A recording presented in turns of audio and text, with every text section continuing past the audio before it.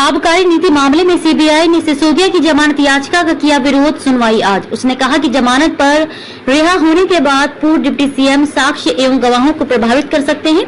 इस मामले में 27 अप्रैल को सुनवाई होगी। आबकारी नीति के मामले में केंद्रीय अन्वेषण ब्यूरो सीबीआई ने उच्च न्यायालय में पूर्व उप मुख्यमंत्री मनीष सिसोदिया की जमानत याचिका का विरोध किया। उसने कहा कि जमानत पर रिहा होने के बाद पूर्व डिप्टी सीएम साक्ष्य एवं गवाहों को प्रभावित कर सकते हैं। इस मामले में 27 अप्रैल को सुनवाई होगी। उधर धन शोधन के मामले में सिसोदिया की जमानत याचिका पर अदालत अब 28 अप्रैल को फैसला सुनाएगी।